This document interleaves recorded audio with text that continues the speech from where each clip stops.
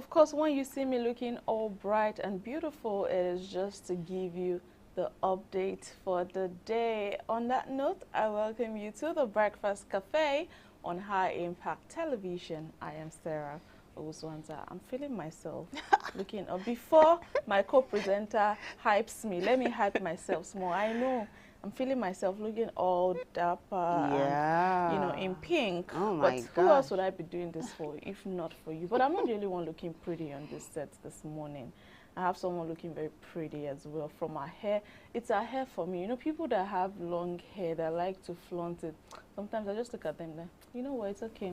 We just forgive you. But hello, Vivian. Hi, Sarah. Good morning. Good morning. You know, you look smashing. I think pink does it for you, right? You're going to make me shed tears. Tears. It's so good to be on the But show you look with amazing you. yourself. Oh, thank you. I hope you slept well.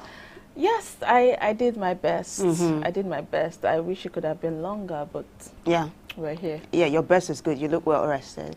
On that note, I welcome the viewer to the show this morning. My name is Vivian Oguche. Always a pleasure to have you join us. And as usual, it's going to be another bumper edition, right? So we'll take a break. When we come back, we got some etiquettes for you. Let's get the show on the road.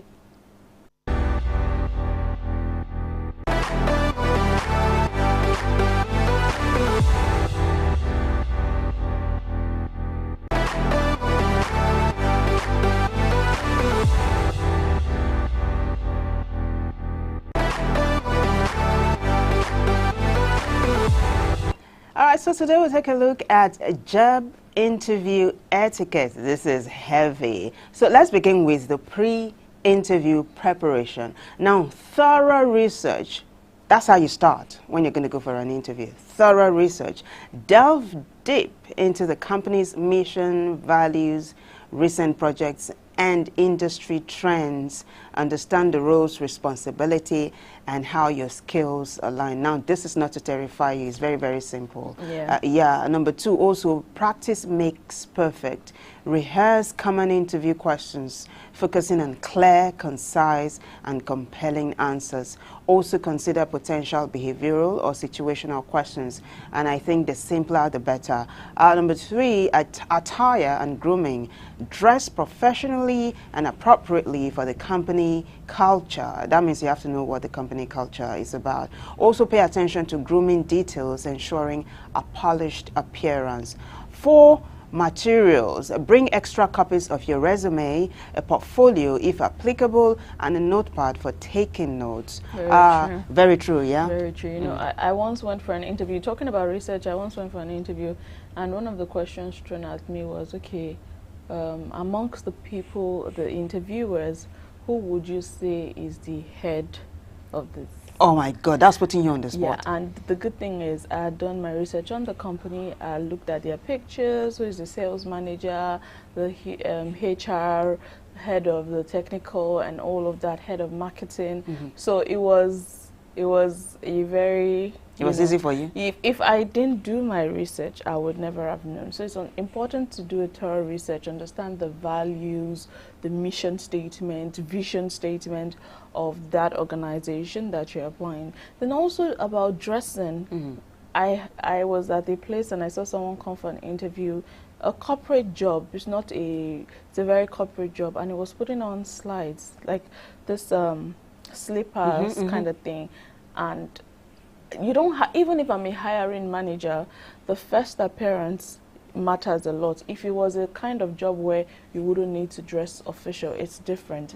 This is a very professional role, and you know, he had native on, wasn't properly ironed, and all of that. So you need to take into cognizance these things. They might seem minute, but they are big deals. Yeah, they pack a punch. Very well said. Now, before I let Sarah take the baton, number 5 also, we are talking about preparations, right? Pre-interview preparations, logistics. Yeah, this is very important. Plan your route, consider potential traffic, and arrive early to avoid stress. Also try to charge your phone too.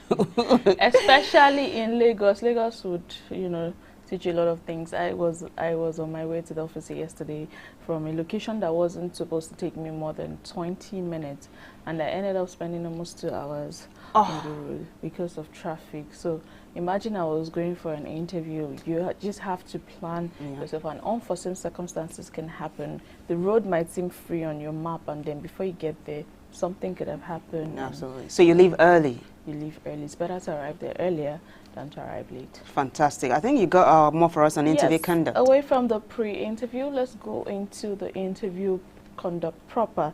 And the first thing to note is punctuality. This should not even be a matter of debate. It is important to be extremely punctual. It's better to get there, like I said, at least 30 minutes before your scheduled interview time. It helps you relax. You know, you're not tensed, you catch your breath, you survey the environment and have an understanding of how that place operates. So punctuality is key. Another thing to look out for is first impressions. Now, a firm handshake, eye contact, and a warm smile create a positive initial impression. You might not be able to, let's even say it's your first time, it's an interview, giving a handshake might not seem so visible, but that eye contact, smiling warmly when necessary, you know, when you're able to maintain eye contact, it builds this level of confidence as well. You don't appear as timid. Yeah, very so true. Body language is key. Yes, very, very key. Also, active listening. Now, give your full attention to the interviewer, maintaining eye contact and nodding to show agreement. Very, very true. Clear and concise communication. Speak clearly, articulate your thoughts effectively, avoid rambling or using excessive jargons. Go straight to the point. Body language, Vivian said that earlier. Maintain open and confident body language, avoiding nervous gestures. Don't start biting your nails or just, you know, because you are nervous. Some people deal with it in different ways. You see them fidgeting or they can't look up, their heads are bowed. Avoid things like that. Questioning. Prepare thoughtful questions about the company, the role, and the team. Demonstrate genuine interest. This is key. They always say that it's always great to, after every interview, it's always great to ask questions. You know, and the interviewer most times will ask you as well, do you have any questions for us? It's always great to ask questions. You know, you want to understand more about the company, you're not clear on something. It's good to set this thing straight during the interview process so you don't get the job, you land the role, and then you're saying, oh, I didn't know about this. You could have asked, you know. And lastly is phone etiquette. Silence your phone and avoid checking it during the interview. You shouldn't be told this as well. It is very key. So what you just said now is total focus. You must be concentrated on the interview and the interviewer. Absolutely. All right. So we got a post-interview follow-up. A thank you note is, for starters, a thank you note. But have I ever done that? I'm not sure. Well, this is something you should try to. I think it usually comes in the mail. For example, if they send you a mail that you have been offered a job, most times people respond to the mail with thank you for the role and all of that. Absolutely, yeah. For me, that does it. After the job has been given to me, I can do a thank you note. Now, send a personalized thank you email or handwritten note within 24 hours, expressing gratitude for the opportunity and reiterating your interest. Two, also, when we talk about follow-up, follow up. If you haven't heard back within the expected time frame, politely inquire about the status of the hiring process. Right, Sarah? I know someone that did this, you know, went for an interview and there was no communication, 2 weeks, 3 weeks, and the person sent a mail, their hiring manager, and the person got a response. You know, apparently it felt like they thought they had sent a mail and the person did not respond. Apparently they didn't even send the mail, so you should also note that. Right, so this is where we get to wrap it up on this particular segment. Very, very important one. I will take a short break. When we come back, we take a look at the major headlines on the national dailies. Stay with us.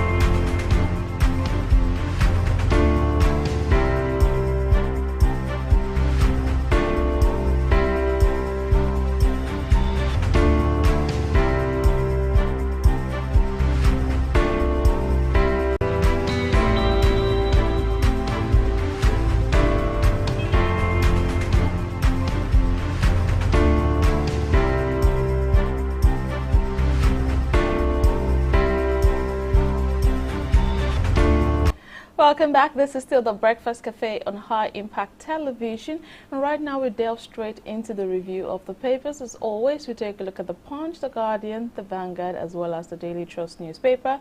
And you, our viewers, can also be a part of this segment. The phone lines will be open in a moment. You can do well to call us on 0812-182-0154 to contribute to any of the stories making the headlines this morning, or you'd like to bring us up to speed with anything happening in your community. But we kick off this morning with the Vanguard newspaper.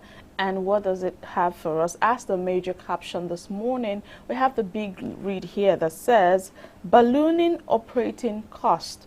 NCC and stakeholders kick as telcos strengthen service outage. A couple of riders to that story as telcos threaten to adopt load shedding formula in telecom services. NCC kick says subtle threat, wrong approach to tariff hike campaign. Subscribers will hold regular regular operators accountable if load shedding happens. This is according to NatCom. You get all of these details on page 30 on the front page of the Guardian, Vanguard, I beg your pardon, newspaper. Now, there's a pictorial representation of the current president, President Bola Ahmed Tinubu, receiving former presidents Muhammadu Buhari and Goodluck Ebele Jonathan, on the sidelines of the Council State. It's iconic. Meeting. The picture, I like it.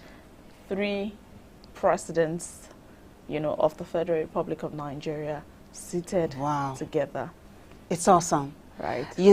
Former President Goodluck Jonathan is former President Muhammadu Buhari's predecessor. Yeah. And former President Muhammadu Buhari is President Tinubu's predecessor. Yeah. Gosh, but it's beautiful. Just above the nameplate this morning, Dangote Refinery, why we reduced our stake to 7.2%, that's coming from NNPCL, that's a page 20 read. I saw a story yesterday about how there was a particular rumor flying around that Dangote Refinery will reduce fuel price to 600 naira per litre, but they have reacted to that as well. And then they have also come out to explain why they reduced their stake to 7.2%. You want to read that up, is on page 20 of the Vanguard newspaper. But that wasn't actually a rumor. It was on the front pages of one of the papers to say that it was it was the marketers that were forecasting that Dangote was going to be selling at 600. Yeah. Yes. But away from that, this is another story here. It says, Onoyekon to federal government, neglect of youths taking time bomb as Anglican bishops flay federal government's insensitive handling of end bad governance protest. I was having a conversation yesterday with a friend and I was like, okay, it was a 10-day protest, but after day 1, day 2, in most states, the protest lost the momentum. And then it even got more doused down when the president gave the national address on the 4th of August on Sunday. And I asked the question, would we say this protest actually achieved its aim? Would we say we were able to get something out of the 10-day protest? Remember that the 1 million march that was supposed to hold on the Saturday as the climax, a lot of people didn't even turn up. People did not turn up. But you know why? Heavy security presence all over the nation. And then isn't it supposed to be for the security of the protesters and not to threaten the protesters from actually coming out to protest? Yeah. It's a right. We can actually have peaceful protest. But the question is, how many people actually believe that we can have a peaceful protest, going by our history in the country? And the question you asked, though, just to answer, I think even before the protest began, it already achieved its purpose. It was mission accomplished for me because it already had the government very jittery, and they knew that the youths were not happy. They knew that the youths weren't happy. They knew Nigerians weren't happy. They knew that there was serious hunger in the land that was actually becoming anger. That, for me, was sending the message But across. Has it changed anything? Yeah, well, I think... Have we seen a reduction in the cost of governance? Have we seen things being stabilized? Have we seen electricity? Well, some of the things they were clamoring for, bring back the fuel subsidy, although in the President's national address on the 4th of August, he stated that that is a decision that cannot be rescinded upon, even though there have been talks that fuel subsidy is back through the back door, And okay, some of the things were, okay, bring back the fuel subsidy, reverse the electricity tariff hike, cutting down the cost of governance. None of these things have come to the fore. None of these things have come to play. So, and then the leaders of the protest keep talking about the fact that they are not even going to relent because they need to see things changing and working for the best. But I also think there is more civil engagement now. And take, for example, one of the headlines you read on the front page of the Vanguard, the group saying that the federal government didn't handle youths well. I think people are beginning to speak up, and that's a good place to start. Right, absolutely. But we move very swiftly to another story on the Vanguard newspaper. This one says, Nigeria will use climate change crisis to reshape economy. This is coming from President Bola Ahmed Tinubu. It's a page 27 read. Hunger protests, attempted regime change, Council of States. That's on page 8. So a very sad story. 37 die in Oyo and Ogun. Auto crashes, disturbing one, I must say. That's on page 6. Still on protest, time to tell ourselves the truth. Sule tells northern governors. And lastly, in the world of sports, on Sports page 36, we have this on the Paris 2024 Olympics. Chukwumeri J admonishes athletes to focus on Los Angeles 2028 and Brisbane 2032. I believe in our athletes. They'll still make us proud. Paris 2024 has come and it's gone, but let's look forward to Los Angeles 2028. I like it. I love your optimism. Well, let's quickly take a look at what we have now on the front page of the Punch, shall we? Right now, major headline says, federal government blocks 83 billion naira protest funds, arrests political collaborators. Got two writers to that story. I'll quickly take them. Government uncovers $50 million crypto funds and blocks 4 digital wallets containing $38 million. Second writer says police to declare foreign agents wanted, traces 4 billion naira to Kano, Abuja, Katsina, political bigwigs. Page 2 has details of that story. Middle Street, federal government unveils plans to bring back 12,400 jackpot doctors. Okay. But yeah, because I saw yesterday that President Tinubu, there was a conversation around, I know a few months ago, there was a conversation around stopping our trained medical professionals, personnel from jackpotting, if I could use that word, because there's been a mass exodus and that is causing brain drain in the health sector, you know. But yesterday I saw another update that President Tinubu, you know, grounded that point. And then I want to see how they intend to bring back 12,400. What strategy? Let's also note that it's not about these people just bringing them back. Some of the complaints that the NARD have always been talking about, that's the National Association of Resident Doctors, is the fact that salaries, first off, are not being increased. They are being owed salaries. I remember there was this during the COVID, there was this relief fund that was supposed to be paid to them. A couple of them came out to talk about the fact that it wasn't paid. Rehabilitation of the health sector, to mention a few. So if you want to bring these people back, you should be ready to make certain adjustments to this health sector. The health sector is a very critical sector in our nation. It's not something that you should actually toy with. When I hear doctors are going on strike, I'm very disturbed because it will lead to a lot of problems for us. So saying that you want to bring back over 12,000 jackpot doctors, how do you want to do that? People that have gone to other climes, that have, you know, incorporated themselves in that system.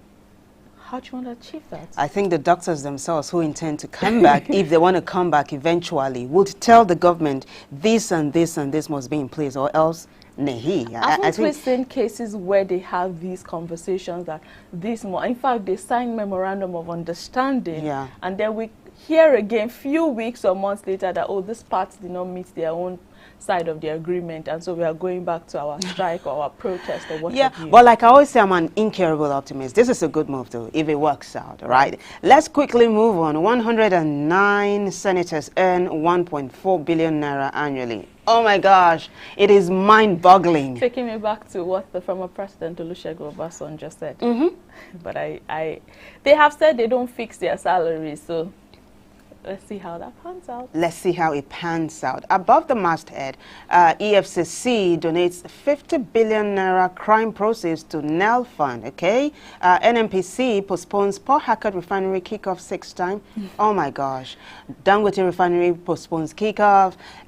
Port Harcourt refinery postpones kickoff. I was actually looking forward to this Port Harcourt refinery. Yeah, but the thing is, it's eventually gonna kick off. A postponement, it happens, right? So we keep our fingers crossed. Right. Let's see what this other story on the front page of the Punch is saying. 4.2 trillion naira foreign MOUs signed under President Tinubu is a report. And if you want details, just grab the Punch, go to page 3. You find details of that story.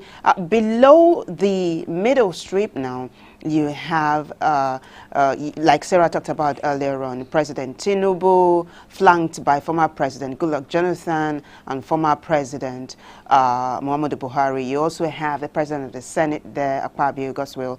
You also have the President Tinubu's vice, Shetima. Iconic photo, if you ask me.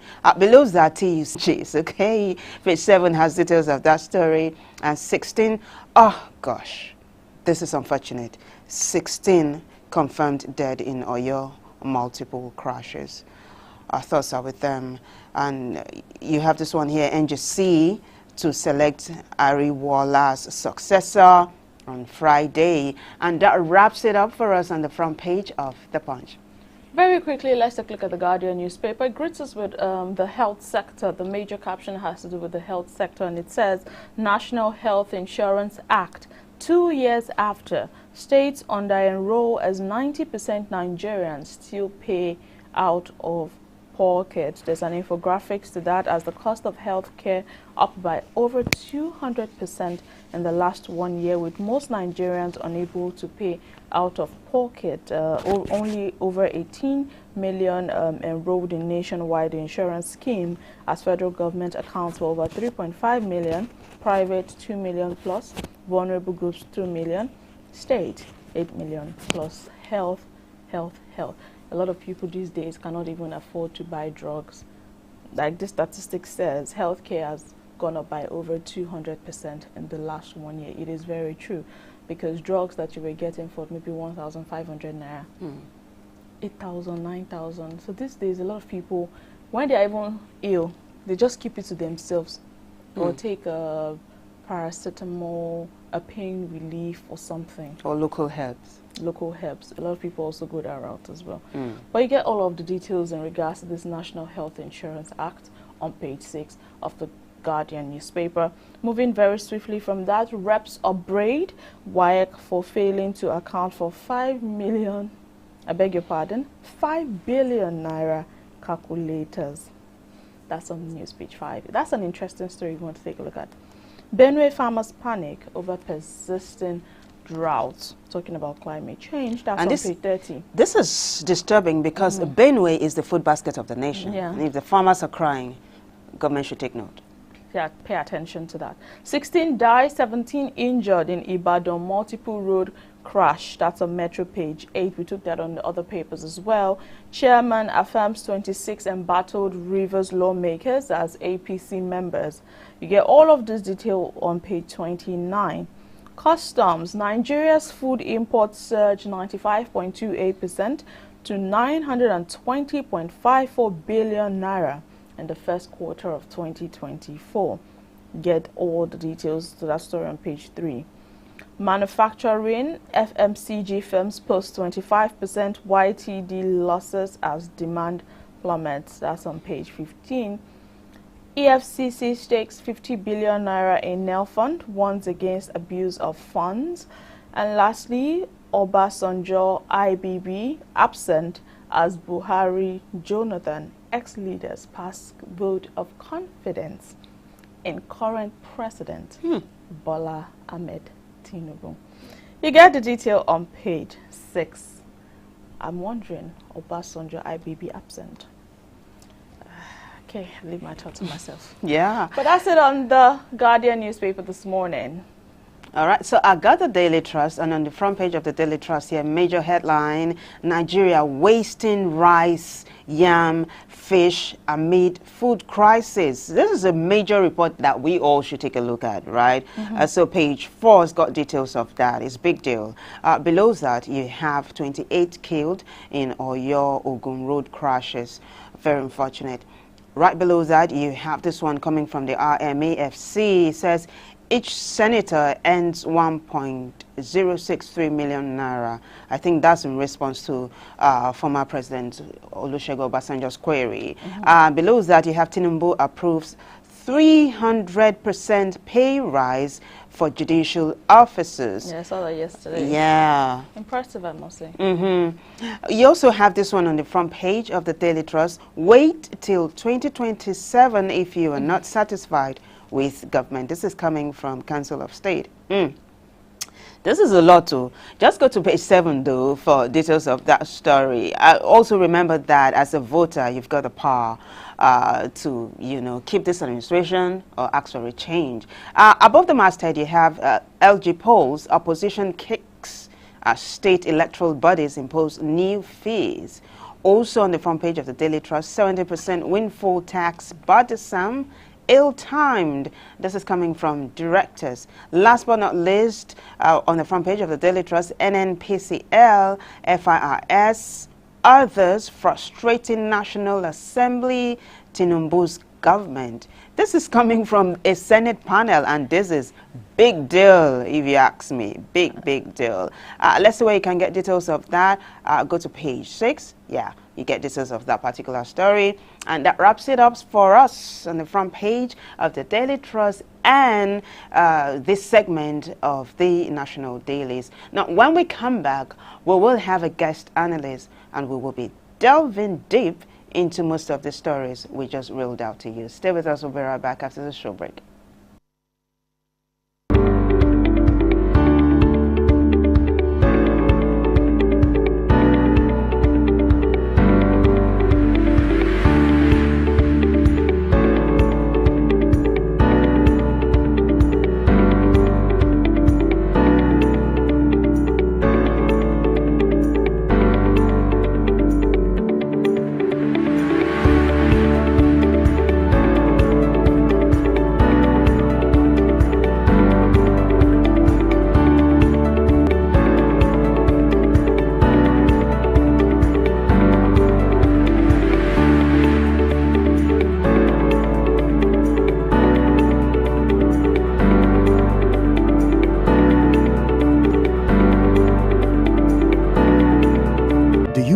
Bad production can kill a great content idea. Do you want to have a photo shoot, audio production, or do you need a professional voiceover artist? Do you simply want unmatched cinematography, video production, or just event coverage, such as weddings, birthdays, or burials? Or do you need a space for meetings or conferences? All these are possible with High Impact Studios. Don't bring down your creativity, let's help you take it high. And out of this world with our state-of-the-art equipment and first-class studio space. We give you the quality you deserve at the best rate. For more details, call 0706 393 5694 or 0915 958 1881. High Impact Studios, the future.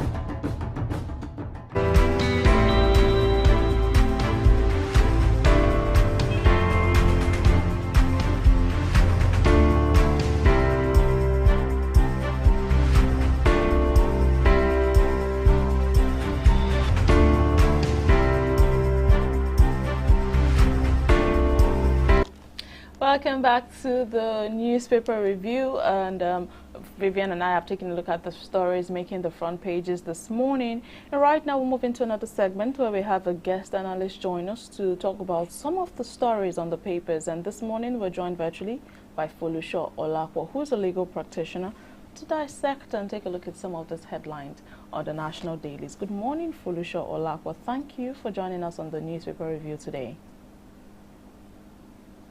Good morning, Amazons.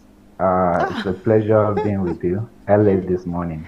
Thank you. At least in the midst of two beautiful ladies, my day is complete. We are Good morning flattered. this morning. We are really flattered. Thank you for the Good nice morning. comment. Thank you for the compliment. You're welcome. But Thank you very much. yeah. And good morning, Nigerians. Good morning. Let's delve straight into the business of the day. I want to start off this conversation this morning with the health sector. We know that the health sector has been taking a nosedive in recent times. Even if we say we want to start off with the migration of health workers, the Japa syndrome. And just yesterday we got an update, and there's a follow-up this morning on the Punch newspaper, how the federal government unveils plans to bring back 12,400 Japa doctors, just as President Tinubu, yesterday approved the national policy on health workforce migration to address the continued exodus of Nigerian doctors abroad. Looking at our current, the state of the health sector in Nigeria, we've seen doctors complain about poor remuneration, facilities not functioning, poor infrastructure, owing them salaries, amongst a number of other things. Now, seeing this national policy on health workforce migration, I'd like to get your perspective on this whole concept and how feasible it would be to migrate over 12,000 doctors back into the country, considering the lapses in our own health sector. Yes, thank you very much. The policy gladdens my heart. Fortunately, I was able to see the Honorable Minister and Coordinator of Health and Social Services here in Nigeria, Dr. Pate, Professor Pate, even on telly, trying to explain this thing. And in fact, for the first time, I think we might have a road that may lead to somewhere, unlike what we usually have, all these ramshackle type of policies. But since this one has been really planned, and according to him, because even consultants were involved in the planning, so the only thing is maybe probably the bureaucracy, if Nigerian politicians will allow it to work. That's only my fear, because whatever the politicians touch in Nigeria, we all know the answer to the result of that. That's quite. But I hope, and I hope. Yeah, that's quite a big statement. If the Nigerian politicians will let it work, break that down to us. Let us understand what you mean by whatever the Nigerian politician touches, if they'll make that work, bureaucracy in this regard, so that we understand you clearly. Okay, you will all understand that when it comes to the bureaucracy or the politicians, if it's not, if they are not going to gain anything from it, they might not even touch it with a long pole. And this, I don't think directly, because they have the money, of course. Even if they have a headache, they can travel abroad to treat it. But it's the commoners. This policy is supposed to be a very good one, at least wherein the commoners will be able to access health delivery in Nigeria. Right. Today, excuse me, please. Today, in for example, UCH, the University College Ibadan, Hospital Ibadan, if you go there for an appointment, several of my friends have been on appointments since last year that they gave this year. So they wanted to just see the doctor, but they have to give them a date for this year since last year. Wow. And since the Japa syndrome has started, that is it. But if this policy is made to work, why I like the policy is this: it is all encompassing. It is not about um, remuneration alone. It is all encompassing. It accepted the fact that mobility of labor is a right. Nobody can force you to stay in a place where you do not want to stay to work. And it is an international rule of law that labor should be able to be mobile. And you know, when your labor is in high demand, you would like to go to a place where you earn better. Exactly. So it is about demand and supply. Right. Folusha Olakpo, let me interrupt you for a bit. You know, earlier you said that if our politicians even have a headache, they can fly out of the country to treat it. Why are we not paying attention to putting in certain laws that restrict these our politicians or those at the helm of affairs from leaving our country to access health care in other climes? I recall during the last administration of President Bola Ahmed, I beg your pardon, President Muhammadu Buhari, I lost track of the number of times he was out of the country for medical leave, medical treatment. Of course. So why can't we walk around a system where those at the helm of affairs have to make use of our own services here rather than having to fly out at the slightest opportunity? I'll take you up on that. And two questions in one. Secondly, are we not also looking at the possibility of an infringement of the rights of these doctors if they have a decision to leave, if they want to leave, and then you want to bring them back? Aren't we looking at an infringement of on their human rights as well? Just two questions for you. Are you there, Folusha Olakpo? All right, I think we have a bit of a network glitch, but we'll definitely have him back. Because I know that there have been talks about restricting our leaders to these climes in terms of health and education. Most of them, their children don't even school in Nigeria. They don't. And then you see the clinic at the presidential villa. Oh my gosh, every administration comes and millions, billions sunk in there, you know, and then you still have these leaders travel out of the country. But you see, I'm very curious. I am actually waiting to see how Folusha is going to, you know, answer your questions when he comes back eventually. Now, okay, he's back. Let's find out. Folusha, you're back. It's so good to have you back. Now, would you want to respond to what Sarah asked earlier on? Yes, just briefly. Then secondly, about mobility of labor. You know, like I said earlier, this policy acknowledged that. And it is the decision of the doctors or health workers or the group of people that works in the health sector that wanted to come back that will come back. It's not that they are going to force them to come back, but they are going to make Nigeria possible for them to work. Like you said, the facilities, the instruments needed, the place of work and everything will be so good for them that they will be tempted to leave where they are then and come back to Nigeria. I think that is what the minister said. Right, but you've not answered my second question about why we're not looking at a way that politicians, our leaders, have to use our own facilities. I was on that before. Yes, I was on that before. I think network or I don't know. Yeah. Like I said, it's the politicians that's going to do the law. It is not the people. So whatever law they know that may not be okay. For instance, let's even look at how they passed law, the budget. You see, anytime the budget proceeding is on, almost all of them will be present at the house. Everyone, because they know something is going to come out from there, and they know that at least constituent allowance and everything or whatever that they collect. I think some of them collected more than 500 million. Wow. Even to up to 4 billion for constituent projects. So it's something that is not on the constitution. So if it has to deal with them, if it is in their own interest, then they will be, all of them will be in the house. But ordinarily, let's say they want to make law regarding the education sector of this country, what would they do? You just see about 5 They'll or be 10 of them. absent. And majority of them will be absent. So that is why many people are even calling for the fact that rather than the National Assembly being a full-time job, let it be a part-time. If you have your own job, then all this, voting for money and all that will not be there at all times.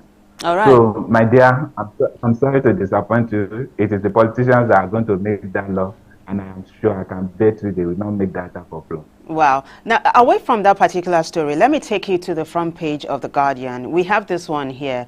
OBJ, IBB, absent as Buhari, Jonathan and ex-leaders pass a vote of confidence in Tinubu. I've heard you lambaste this particular administration a number of times, but we have past leaders here, vote of confidence. They're saying, give it to this administration. And then there's something else Sarah said earlier on when she read out some other headline on another national daily. These leaders were saying, if you are not happy with what this administration is doing in 2027, vote them out. What's your take on this? I think they are trying to pass wool over our face, to cover our faces too. How do you mean? Yeah. Okay. Apart from the fact that the meeting that took place yesterday was not, and I remain to be quoted, it was not the Council of State meeting.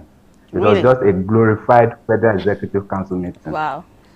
Because according to the Constitution, the structure or the members, the National Council of State consists of Mr. President as chairman, Vice President as the Vice Chairman, all past head of state, underline, all past head of state, all past CJN, Chief Justices of Nigeria, all past and Senate President and Speaker of the National Assembly, House of Representatives, governors, and the Attorney General. So where were the and after their meeting, it is not a minister that talks, it is one of them, because a minister, even if they are not part of that meeting and they were there yesterday, probably they might have been invited to brief them or whatever. But who spoke on their behalf even after the meeting? A mere minister. I think this administration, tries to just make Nigeria to believe. So it's like just a make-believe of what ought to have happened.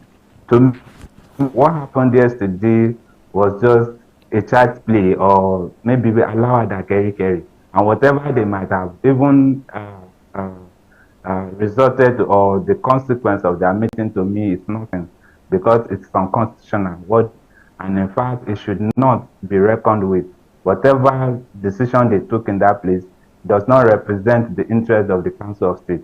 And the reason for the Council of State is defined under the Constitution. Advise government on policies of government, not to make vote of thanks or vote of whatever you call it. It is just laughable, and to me, I don't see anything in that.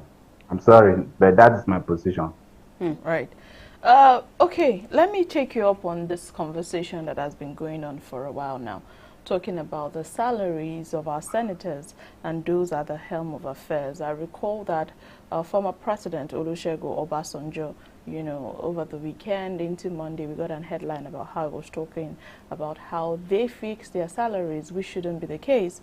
And they've come out to debunk this. And just yesterday, the Revenue Mobilization, Allocation and Fiscal Committee came out to state that each senator in the upper chamber receives a total of 1.06 million naira in salaries and allowances, as against the over 13 million naira that was put out there. In the course of a very long time, we've seen certain breakdown of the salaries that each senator takes home per month, which includes housing, entertainment, hardship allowance, you know, renovations and other things, to mention a few. But now they're coming out to debunk this, saying they take just 1 million naira. Do you think this is coming on the benchmark of the calls for the government to cut down the cost of governance, or this is actually how the case is, considering this is coming from the Revenue Mobilization and Allocation Committee? Again, I think they made that man to dance naked in the street. The Revenue Allocation Fiscal Commission person. They have just allowed him to dance naked in the street. And unfortunately, that is another person's husband or another person's father. Everybody is not news in Nigeria that no senator, in fact, no local government official earn 1 point something million per month. per month.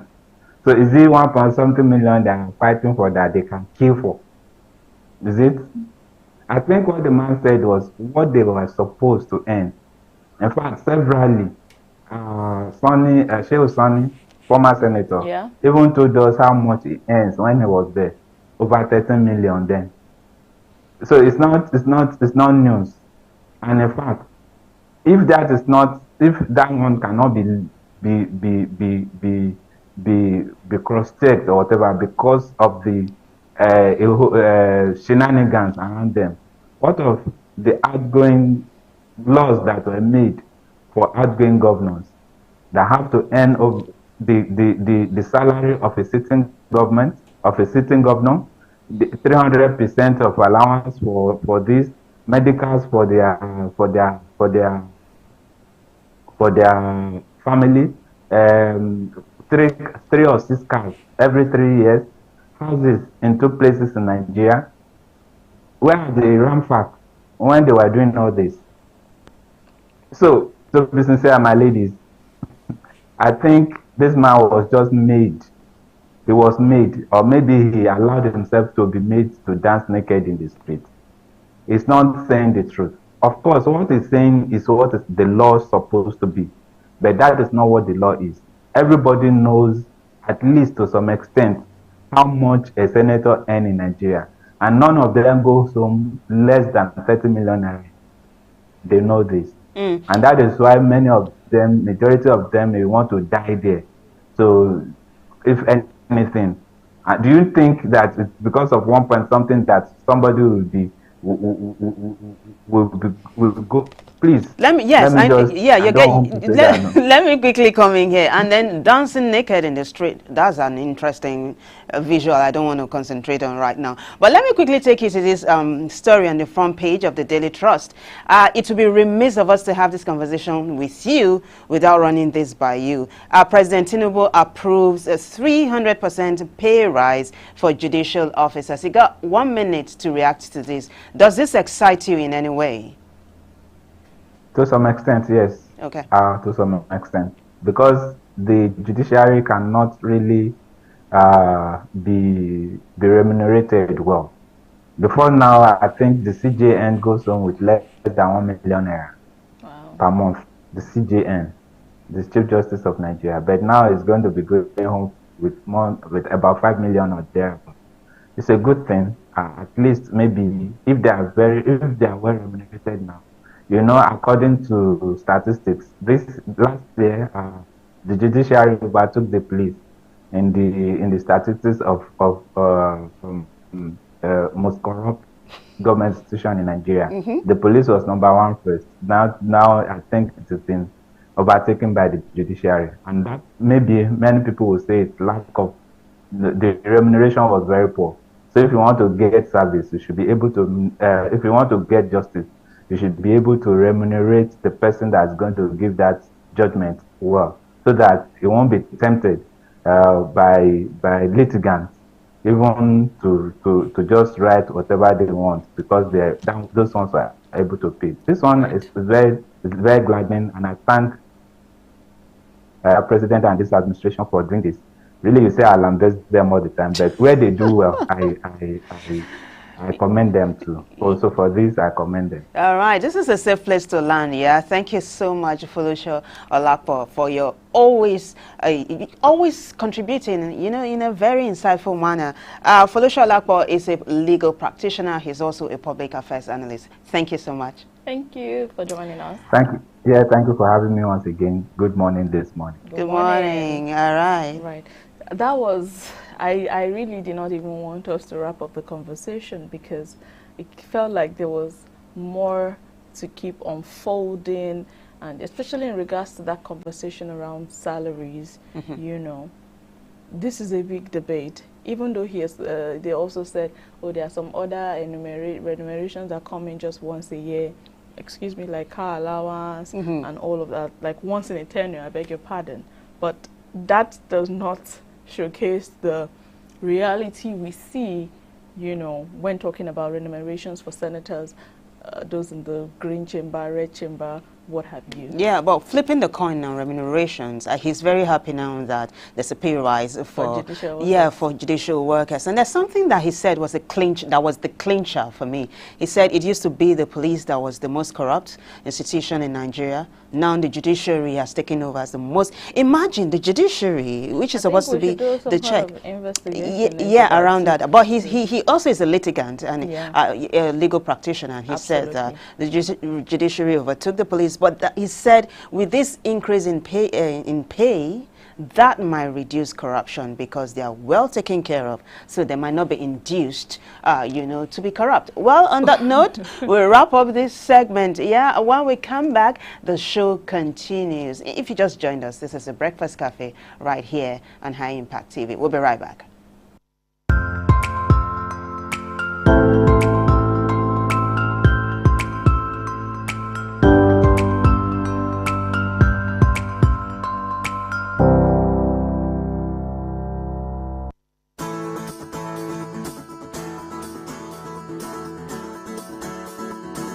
Byzantine.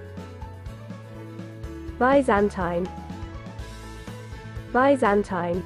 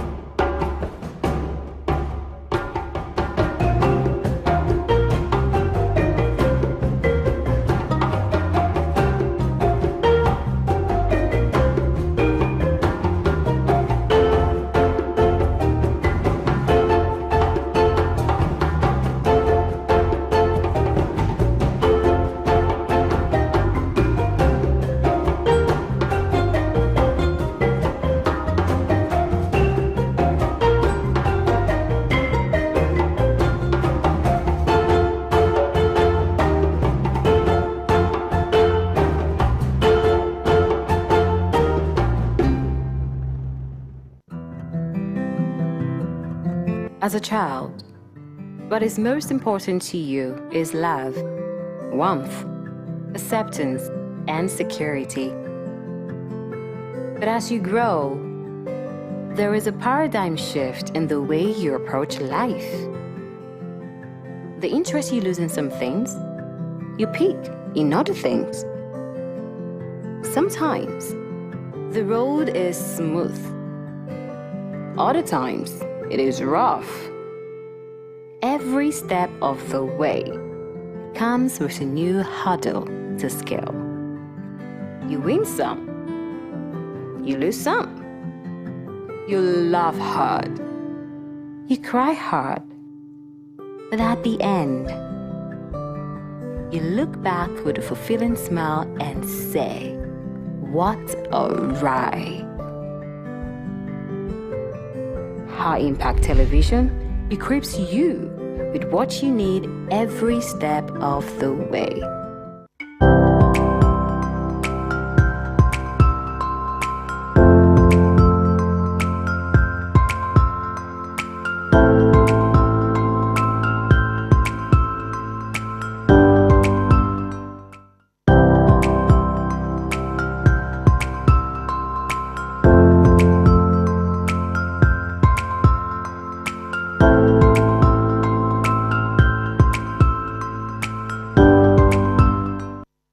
Welcome back to the Breakfast Cafe on High Impact Television. If you just joined us, where have you been? We've had 1 hour already of insightful conversation and very interesting headlines this morning. But don't worry, you can still catch up with the remaining 1 hour. We're here for you now. You know how we do it. But this morning, we move straight into another segment, which is very interactive. We get to have you send in your comment and call us on your take. This is our views from the net segment. And what do we do here? We throw out a question and then we get your responses. Very insightful. And today's on. When I saw the question, I smiled. I told Olumide, I said, okay. But this one says, a lunch with the president or 2 million naira. The first thing that came to my head was, which president are we talking about exactly? No, we need to put things in perspective. The question just says, a lunch with the president or 2 million naira. Vivian, I'll put you on the spot. No, let me put you on the spot. So you said, yes, you said. What type of flipping of the coin is this? That's how we do it. We know how to flip coins. So you said you would ask first, which president? Are you saying that having a lunch with President Tinubu carries more weight than than having lunch with President Biden? I didn't say anything like that. I'm pulling your legs. I never said anything like that. I just said it depends on the president we're talking about. I'm sure you understand it. We don't need to spell it all out there. But when we understand the president or when we know the president we're talking about, we can now decide if 2 million is better than having lunch with the president or not. For me, lunch with the president will cut it for me because... You know, Vivian is a very serious person. I mean, when I have lunch with the president, I'm telling you, 2 billion, not 2 million is what will come out of just that particular appearance. I like the spirit. Yeah. That's the energy, but are you like Vivian? Let us know your thoughts. No, Sarah, what would you do? I said, you have to answer. So are you going to take the 2 million naira? When we finish taking the comments, you come back to me. But do well to call us 0812-182-0154. I take that again, 0812-182-0154 is the number to call. Let's take this first comment. This is Femi from Abuja. Femi says, I would choose a lunch with the president because it is once in a lifetime opportunity to meet the leader of my country and discuss national pressing issues. I mean, it's one thing to meet the leader of your country and discuss, the other thing for any difference to be made. Just had to put that out there. But Femi will meet with the president and have lunch with him as against 2 million naira. All right, let's see now. We have more comments here. Kate from Lagos says, I will choose lunch with the president because I'm curious about the inner workings of the presidency and want to learn from the leader's experience. Way to go, Kate. Why do I feel like all of you are not being very honest? So you didn't see from that statement you just made, I just know that you will take the 2 million. Did I say anything like that? Did I say I'm being very diplomatic here? Okay. Right. You have lunch with the president. Okay, what if the president doesn't say anything? What if it's just lunch? What if you don't get to talk to him like you really want to talk to him. I'm just saying anything could happen. Right. There are people who will line up, you know, by the time he president. posts the picture of you and the president on your status, there are people who will now begin to line up just to have lunch with you in order to get to the president. It's clout. Valid point. But I also like this next comment, which is from Sheung. Sheung is very real. Sheung says, is this, okay, this is Shegun rather. Shegun says, I will choose 2 million naira. That's it. Because it's a practical choice that can help me start a business or invest in my education. Shegun from Lagos. Shegun does not send you people. If you like, have lunch with the president. What he wants is the money. But you also need to understand, 2 million is not that much. Once you rent shop like this, or you accept it's an online business, but once you rent a shop, 2 million has gone. There are doors which will open to you by the time you let whoever you're trying to meet, you let them know, hey guys, I have access to the corridors of power. Doors will just open. But let's find out what Imole from Badagry says. Which president exactly, which is what Sarah was saying earlier on. Very important question. Which president exactly? Previous presidents or the new one? In fact, give me 2 million and give me 2 million, make I first chop without one first. Thinking takes a lot of energy. Yoruba have an adage. They say, Okunu, laughing betita is energy from inside you take outside. But on that note, we have Aminu from Jigawa on the line. Hello, Aminu. Thank you for joining us this morning. Yeah, hello, good morning. Good morning. Thank you for joining us. What's your contribution? Okay, I can't really hear you, but can you hear me? I can hear you clearly. Can you hear me? Okay. The question is very tricky. But as for me, I'm going to choose both. No, you have to choose one. Aminu, one, just one. Yes. Okay, I will choose the 2 million naira. Why? Why 2 million? Why not launch with the president? Looking at the current state of Nigeria, even if it is 500,000, I will collect it. Because we are starving in Nigeria. I mean, no, that's serious. My meeting with the president is not even guaranteed that I will see any money from it. If I was a content creator, I will choose the meeting with the president to create traffic on the social media. But I am not a content creator. I am a family man. I need the money more than the meeting. And there is nothing I want to discuss with the president in the meeting that will make him change any plans they have for the nation. Who am I? Who are you? You are Aminu, for crying out loud, a Nigerian. I'm a Nigerian, but at the table with the president, I am a nobody to them. Let's be factual here, my sister. So, Aminu, you told the part of Imole, collect the 2 million naira and just... Yeah, and the 2 million to go home. Okay, thank you so much for sharing your thoughts with us this morning, Aminu. Have a wonderful day, my sister. And you too. Thank Have you. a wonderful day. You see, Aminu is saying his mind. How are you even sure you get the opportunity to have a conversation with the president? Producer. No, but it's a given. It's a given. One thing I want to notice, you should have put the president of which country, so we know what we are saying. But I think I mean 2 million naira. Yeah. But he put things in perspective. He said if he is a content creator, he would choose that. That's it. That was key for me. Right. Right. We have more. You have more. Yes. This is Olatunde Ishola. It's the nickname for me. The nickname is I Show the Don from Ibadan, Oyo State. And this is quite a long read. Yeah. And he says, choosing between a lunch with the president or 2 million naira is intriguing and largely depends on what you value more. The lunch could offer a unique opportunity for networking, like Vivian said, gaining insight into political decisions, or even influencing policy, which could be invaluable depending on your ambitions and interests. On the other hand, 2 million naira offers immediate financial benefits and practical uses, whether for personal investment, development projects, or improving your quality of life. Ultimately, it comes down to whether you prioritize the potential long-term advantages of a high-profile connection or the tangible benefits of financial gain. Thank you so much, Olatunde Ishola. This is quite, Just like a policy paper for me. Yeah. Very, very, very True. I would also like to put it there that 2 million naira in this current reality, economic reality, you might think it would do a lot for you. Fine, you might sort out very basic immediate needs. But after that, it's gone. It's gone. So you need to think about it clearly. And also note that the fact that you're having lunch with the president doesn't mean that anything will change. There are two sides to it. Now it's up to you to take advantage of that opportunity, network, make connections even outside the president. Like, let your focus not be only on the president.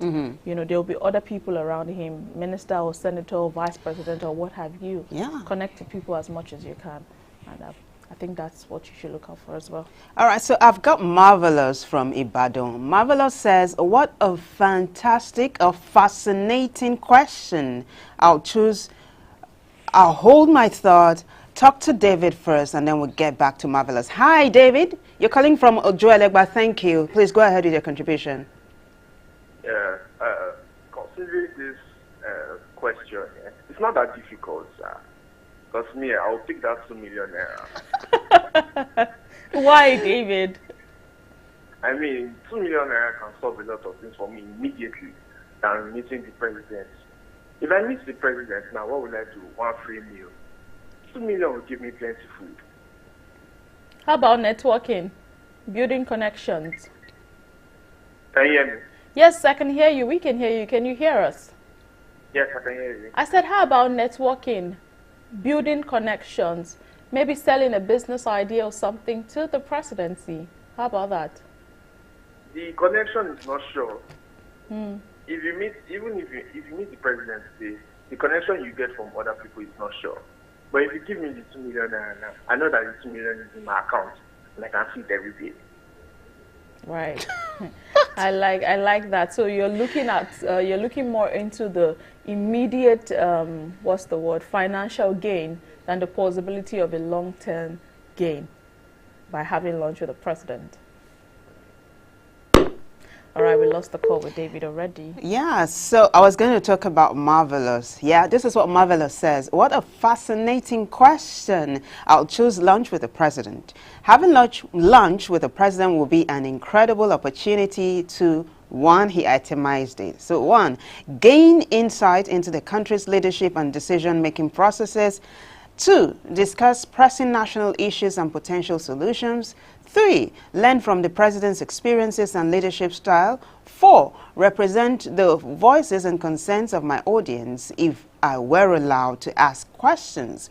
4, potentially influence policy or initiatives that benefit the nation. While 2 million naira is a significant amount of money, I believe the value of this experience and the potential impact it could have on my community and country outweighs the financial gain.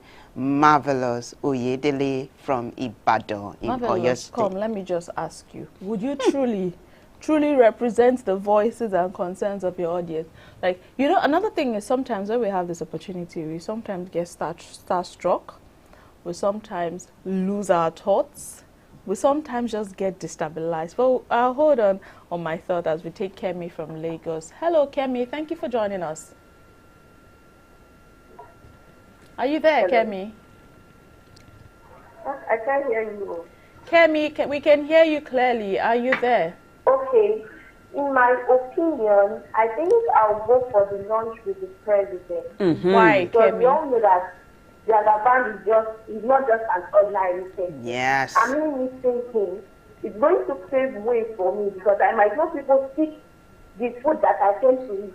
But I should pitch an idea or I should tell him that, Baba, you have been signing other people as minister of minister of so that why is my own difference and all? And we all know that this thing is this type of person, like, he will not want to spoil his reputation, and he's going to do it. You also look at all the people that have benefited one way or the other from him. It's because they just had one-on-one communication with him, and he was able to do something for them. So I will go for saying him because that is even a strategic move for my better life, because I may just take the 2 million naira. With the rate of swear, Baba can wake up tomorrow and say we should be buying swear for 5,000 naira. But since he gives me better connection and better work, Even if I buy the fuel for 5,000 naira, I will not even see it because I know money is coming. Money is coming. Interesting one. My girl, Kemi. Thank you for your thought. One thing to note there is Kemi is out for herself. She did not even mince words. Do you know what she said? She said one day Baba will wake up and say start buying fuel for 5,000 naira per liter. Kemi is out for herself, and you know it's she noted it that first put me in a position. Kemi, this your lobbying is very, but that's a long-term thing as well. You know, I think I was waiting for you to say Kemi is real. She's realistic. Good. That's why I said she puts it there that this is her own. She will benefit from it. Yeah. She will find her way there. Lobby her way to get a job or a sort of appointment. Yeah. If she's qualified for that post. No time to waste, I'm telling you. She knows how much. But Kemi, come on now, saying that even if you get that job, even if they say you should buy for 5,000, have mercy on us. We that probably, have mercy on us. But thank you so much, Kemi. We have this last comment. This is Esther Funke from Ibadan. Esther says, she had to sigh. Esther says, a lunch with the president. I think it can create opportunities for me. At the lunch, we'll talk, and from there, the president can connect me with people that matter in different sectors as it relates to my field. These opportunities will be worth more than 2 million naira. There's no lie there. Yeah. Very, very true. So, there's no lie there. Yeah, and I think it's just different strokes for different folks, really. Absolutely. Basically. So some people, they want to satisfy their immediate need. Some people have debts on their neck. Some people want to pay their children's school fees. And then hearing everything that is happening in the economy, you now tell them to come and sit down and have lunch with the president. That's not their concern. What they just want is money to sort out pressing needs, and they will choose the 2 million naira. Meanwhile, there are people that see that, okay, this could breed opportunities, but I'd like us to also know that it's a two-way thing. It might and it might not. It's a risk, even though the chances of it yielding positive fruit is way higher than not yielding positive fruits. I mean, I have nothing else to add to that, really. You're on point. Yeah, so we'll take a short break. When we come back, the show continues. Stay with us.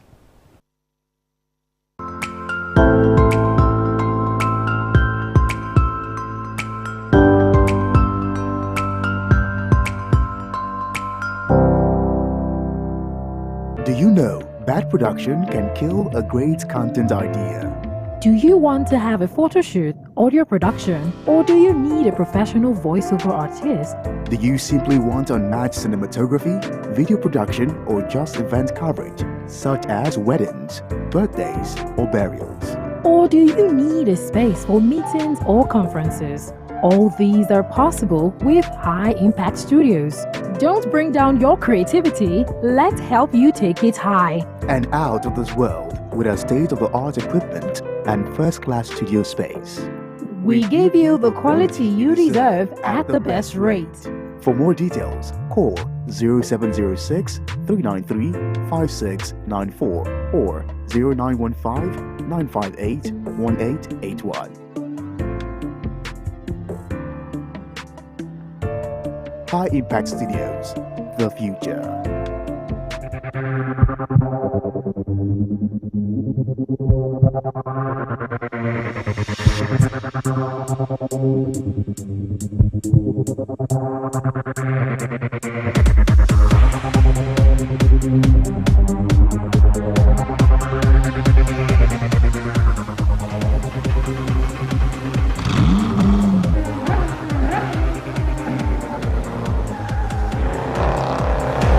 Find your limits. Go go-karting. High Impact Planet. Fun just got real.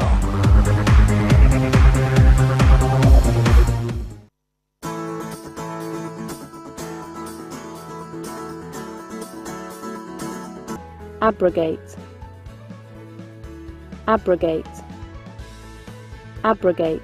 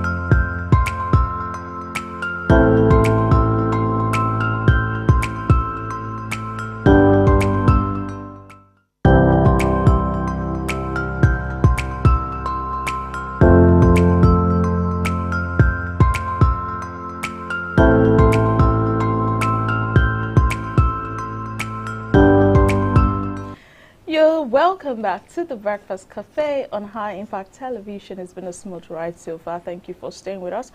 And this segment, we have very important conversations. And today we'll be taking a look at a very important topic, which says electoral reforms, sustainability, and transparency. Now, Nigeria has a history of very difficult and contentious elections. Practically every election has been perceived as marred by poor organization and electoral malpractices. Now, these challenges are attributable to weak institutions, including weak legal frameworks, poor political culture among both voters and politicians, lack of respect for rules, and excessive use of money, especially to bribe voters and electoral agencies. Now, electoral reforms in Nigeria over several decades have tried to address these issues, but the big question is, have they been successful? Now, on that note, we'll be having a conversation with our guest in person of Deyemi Saka, who is a public affairs analyst and PR consultant. He joins us virtually to discuss some of the issues surrounding electoral reforms. Thank you so much for joining us this morning, Deyemi Saka, on the program. It's been a delight. Yeah, good morning. It's nice to be with you, ladies.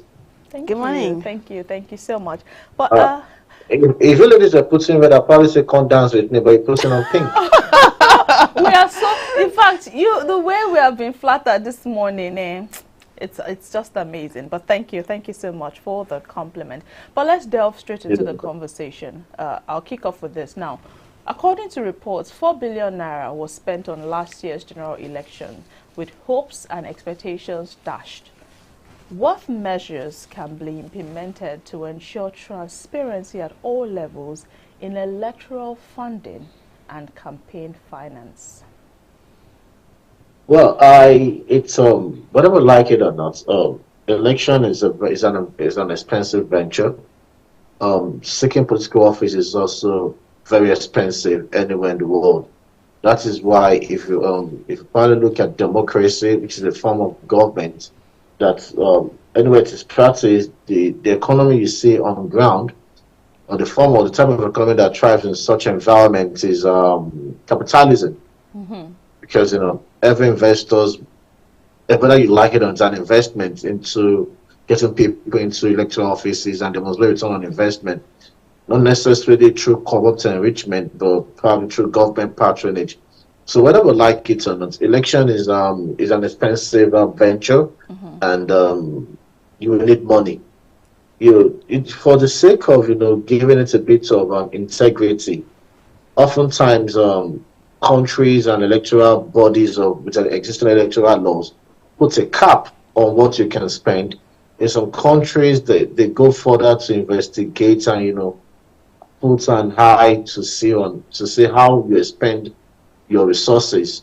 So I think for us to get it right as a nation, for us to have that electoral reforms that will translate into good elections with integrity, that will give us the kind of government we want, and by extension the governance we deserve. There has to be a cap on what we spend, but we have to be realistic about it. There has to be a bit of control on the parties, how much they sell their nomination forms, how they conduct their primaries. But away from institutions, government institutions that will probably give us that, I think there's a need for us to reevaluate our societal and national values. Because if our values are right, if our values are good, you don't need to induce me to vote for you. I probably want to vote for the person my conscience says will do good or right. So I think it's a two-way road. It's an expressway. We have to look at governmental reforms, and we have to look at individual and societal reforms in terms of values. I'm so glad you talked about putting a cap on how much political parties sell their forms. I mean, remember what happened not too long ago, how the APC sold their forms for 100 million naira.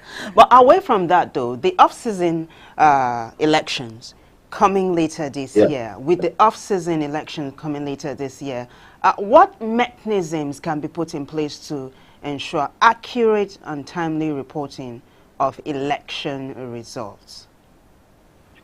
Well, whether we like it or not, the only thing, well, we need to have a system that Nigerians will trust, that you don't have to, one, shut down the whole state or economy because you want to vote. Two, we have to embrace electronic voting, whether we like it or not. We have to. Because that brings a bit of transparency. Not that there can be glitches or what have you. But it shows to you that it's more transparent than what we have, the manual collation and cancelling and subtraction and, deduction. Another thing we could do, but we can't even trust the postal service. People send packages get missing, damaged, and so don't let us go there. We are not yet ready for a country that mails their votes, ahead of elections. There's another thing we need to do. Whether we like it or not, successive elections, we've been blocking out a massive voting block, and it's unfair. Essential workers, which includes media practitioners, which include security personnel and medical personnel, they don't get to vote. So I think they should create a window where those people can vote ahead of the elections. Their results are kept safely someplace. Then later, added to the vote on the real dates. At least so nobody is cut off or cut out from the process. You can never tell. That we're talking about all inclusion now. Block, that probably could make a guy retain his seat or get out of power. You're right. Absolutely. Now we're talking about an inclusion of everybody in this voting process, and I like what you mentioned earlier, electronic voting. I think we still have a long way to go in, that regard. But in your opinion now, one of the very important or key things that we see in almost every election is voter apathy, vote buying, and a number of other things. But in your perspective, how can vote buying, voter apathy, as well as intimidation during elections be properly managed? Or is it possible for it to be absolutely eradicated? It's possible to be eradicated, because if I don't need to get to the polling booth, because if I can sit down in the comfort of my room with my BVN, get on this loan app, open an account, and obtain a loan without getting to the fiscal office, and they authenticate my account and give me a loan, and I disburse, and there are no issues. I don't see why it's impossible for me to sit down in the comfort of my room and vote. Yes, the party will tell you that that will probably bring another form of vote buying and voters oppression and apathy, because people can just go ambush them in their houses, or probably pack people and take them to a safe and say, okay, start voting online. But basically, there's no system that doesn't have a downside. There's no system that cannot be cracked. But it's just safer and better, because once you pay me and I tell you, let me go vote privately, you can't tell who I want to vote for. And if electronic voting is embraced, and there's a silly argument that by some politicians saying that the whole country is not covered by all these service providers. And I asked the question, how do you now get videos and images from the remotest parts of Zamfara or Kebbi, on the internet? An average Nigerian is on Facebook. So that the argument doesn't hold water, it doesn't hold ground, it's not valid. So I believe for us to get this right, you should embrace electronic voting. If you cannot vote electronically, then you should probably find a way. Even when you go to the polling booth, it should be electronic voting. Not that you now vote, somebody will not be, once they are presented as a voter, will just go to the board, some print and go. Automatically go straight to the database. And we need an INEC that would not tell us before the election that it's going to use IRF, and at the end of it now it's discretional. We need to think our electoral have. And another thing we should look at is this: whether we like it or not, the political parties play a major role in the conduct of the elections. Because if at that party level, you elect somebody that is upright, that have upright moral values, that is not desperate to be in office. I probably wouldn't think that kind of a person would want to get himself involved in deploying his hard-earned resources into vote buying. It becomes a contest of a popularity contest. In China, there is a progression path or channel or route for you that shows you up as a leader for elective office.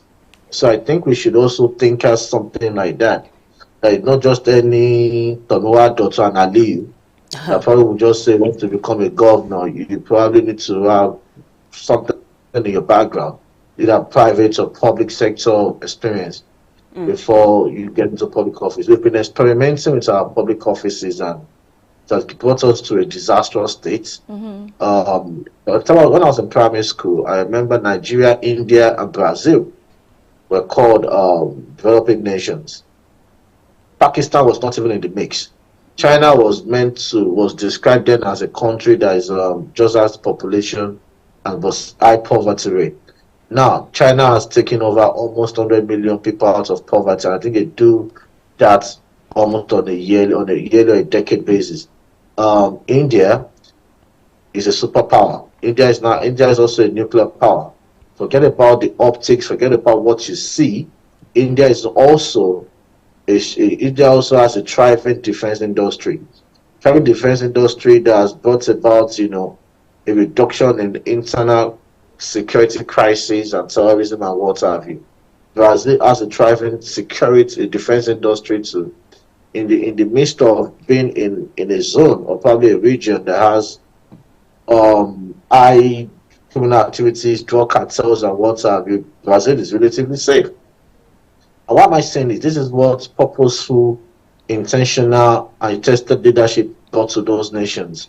But in our case, it's just been one disastrous experiment after the other. I think without me sounding or without me being represented or probably misinterpreted that I'm clamoring for military rule, I'm not and I will not. The best times we had in Nigeria when it comes to infrastructure and development, even policies, were under military rule or regimes and a civilian kind of it. When Obasanjo came back into office, Muhammadu Buhari wasn't in such a mode, so let us even go there. So that's my analysis about that. Deyemi, I don't know what your experience was during the last general elections, but you had polling booths where voters had to wait back from morning, sun up to sundown to guard their votes. And then after election, after voting, it was time for collation, and you had electoral officials having to travel from one part of the country, all of them converge on Abuja, just to announce results. So this is my question.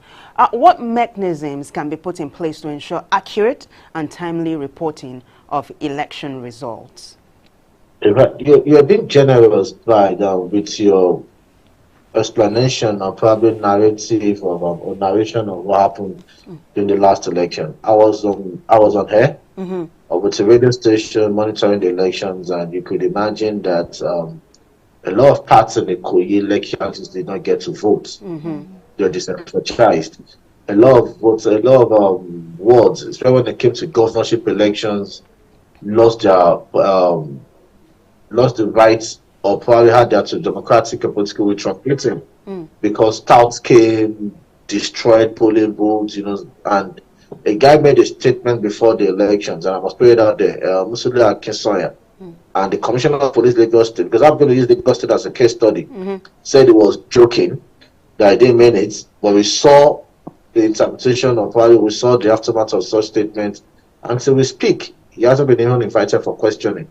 So we can't have, there probably will not be a change of outcomes if we don't rejig or we validate or evaluate or we plan how we conduct our elections. I don't see, like I said, if there's a portal where you can upload, I don't see how 1 million will become 750,000 now from Lagos to Abuja. And what about the bill? Let them just upload the thing on the database. Have a good database administrator. Have good enough firewalls to protect your system, and you're home and dry. But when we are so much in love with hardship, because I remember there was another platform I was up against Festus Okoye. Yeah. And I told him, I said, it's obvious that INEC is in love with hardship. This kind of hardship that you have to go to a polling booth, physically to maybe a polling unit or whatever, to register, to validate your voting right or status. You have to go there. Why now? That you can now do it. We have enough database to sync, to make it easier, life easier for Nigerians. We have BVN, we have NIN and all of that. NIN, we have multiple things. You have driver's license. I know there's a way we can capture this thing, because we have SIM registration that includes your NIN. We can have an idea of a voting population in each region. Then secondly, and I say this, away from elections, we are not serious as a nation, because there's no way we can plan adequately for elections when we've not had a true accurate census in this country. Very true. The last one was in I 2006. don't know, I can't speak for the Quran. I know the book of Numbers spoke about census, counting the Israelites. So we need to count ourselves to be able to know the people in the demography that will vote, people that we're expecting to break into that demography at the next election cycle, to make even INEC prepare enough voting materials. We need to know these things, but it seems we are not just serious as a nation. Right. And that's the big truth. Right. So there's no kind of reforms or planning we want to have in this country. Without a census, we are not ready, we are not serious. I think we are just probably we are just guesstimating, if I can use that word. That's a new one. Right. Now you've hammered so much on how technology can be, leveraged upon to enhance efficiency and sustainability of the electoral process. So because of our time, I'll take you up on this last question in 1 minute. Let's talk about the role of media and civil society groups. Now, what role do the media as well as the civil society groups play in all of this, in promoting transparency and holding electoral bodies accountable? The simple role they need to play, and when anybody accused the media or what have you, the media just project to amplify the societal values. If the National Electoral Agency start doing its job, if the religious organizations we have are so seriously involved and engrossed with the biblical, Quranic, or whatever teachings, or Abrahamic or Judaism, whatever teachings they have, will correct our societal values. What that is corrected, what do you need the civil society to do? Nothing. What do you need the media to do? The media will just report the true reflection of the societal values. And that's just it. The media is not to be blamed. The civil society are not to be blamed. Societies are not to be blamed, sorry. It's just, these are reflections of our societal values. Once we get our values right as a nation, once the government, and this there's no way want to, there's a saying in Yoruba, there's no way you want to talk about a dog meal or a dog soup that you not talk about the pot used in cooking it. The government of the day needs to create the right perception. If the government is, when Pastor got into office, for 6 months, you dare not see a policeman trying to collect bribe on the road. Without investments, PACN there was supplying lights like Jesus was coming the next day. But what changed? So when the government has the right character, the right elements, and sets about the right perception, because perception is key. Yeah. If everybody sees that, and that is why, with no sense of patriotism, that is the burden we are paying, and we'll keep paying for the perception about President Bola Ahmed Tinubu.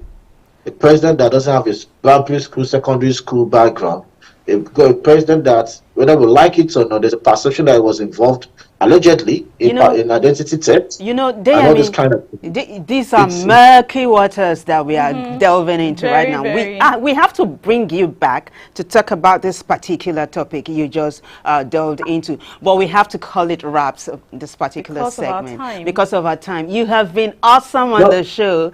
Thank you. No problem. I wouldn't mind dancing with you. Though you're wearing pink, I'll still dance. I look forward to that. Thank you so much, Deyemi, for being such a sport. Thank you. All right, Sarah, it's been so insightful, right? I really enjoyed the conversation, and it's just obvious that we're going to have him again. Absolutely.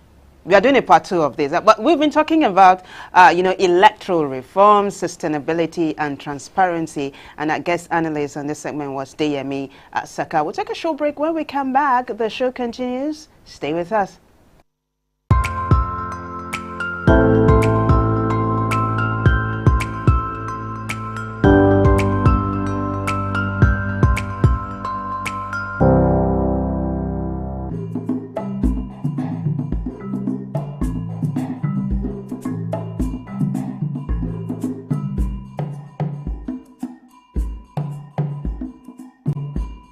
Tease your taste buds from a world of delectable choices. High Impact Planet.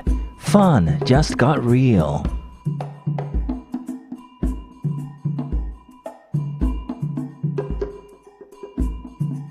Something big is in town.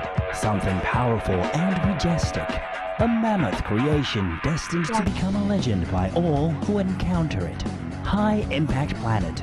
Nigeria's biggest family theme park, with facilities designed for friends, families, or large groups under a relaxing atmosphere. Be welcomed by wowing displays of animatronics, thrill out with realistic arcade games, or enjoy a number of thrilling heart-racing park rides. Experience the 5D and 12D cinemas, and challenge your mates with bumper cars and go-kart races. Don't forget to slide into the ice rink, or simply take time out to enjoy a pizza at our delightful restaurant and dessert spot, or at the exquisite club lounge. High Impact Planet, 12 Lagos Ibadan Expressway, Ibafo, opposite MFM Prayer City. Visit high-impactplanet.com for details and inquiries. Fun just got real.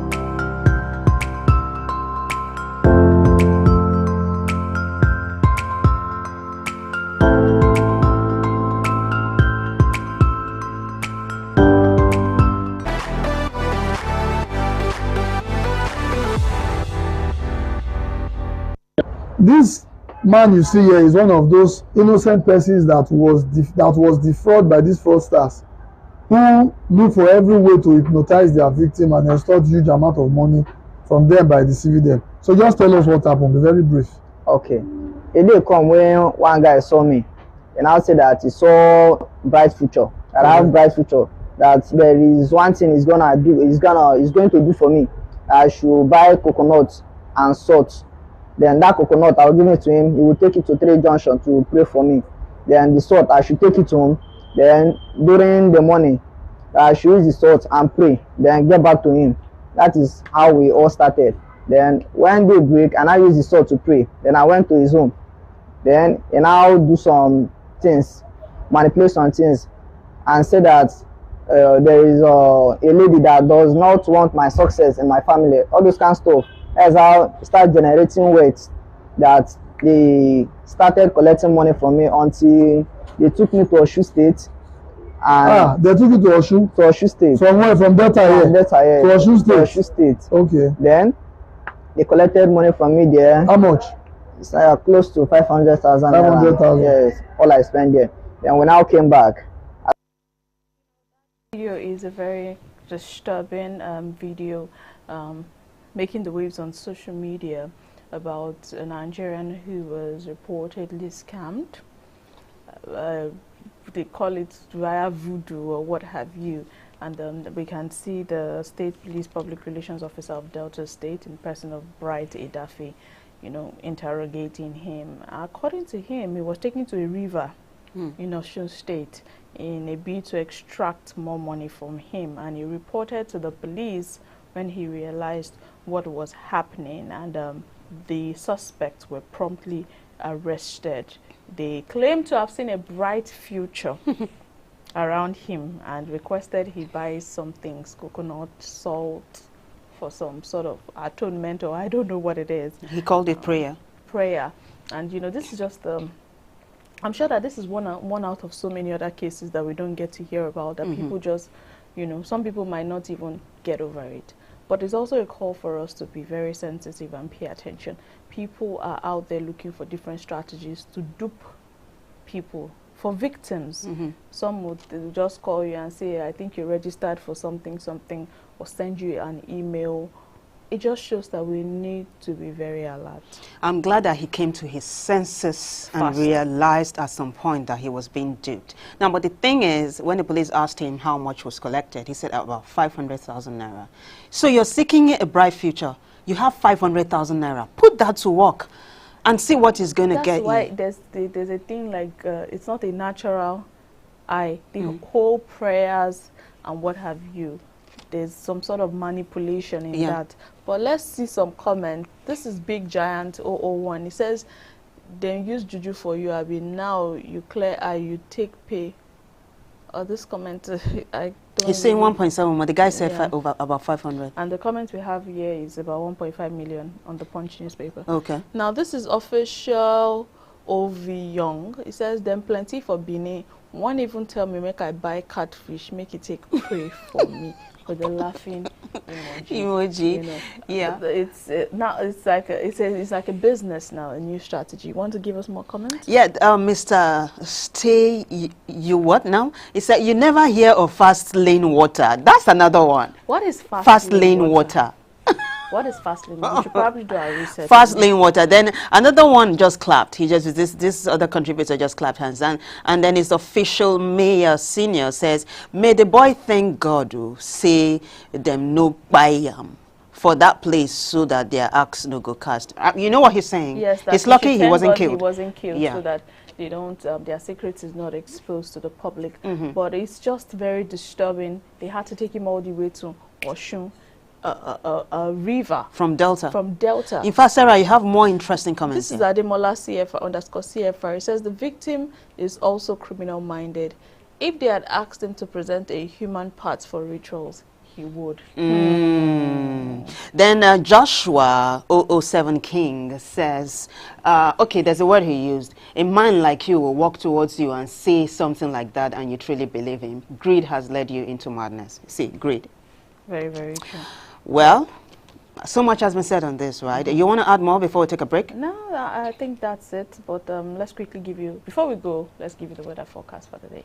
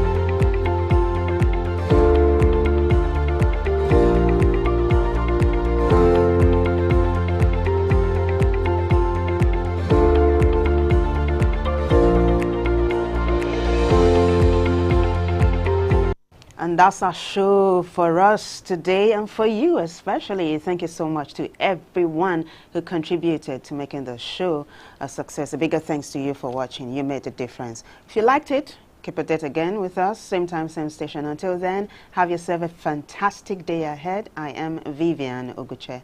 A major thanks to our guests, Folusha Olapo and DME Saka, for sharing their thoughts and sharing their wealth of knowledge with us this morning.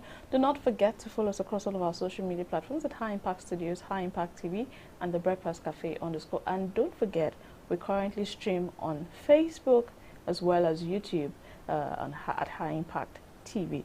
Do well to like, comment, and then be a part of the conversation. We'll be on your screens again tomorrow, 7 a.m. to 9 a.m. Till then, have a fantastic Wednesday. I am Stera Osansa. Bye-bye.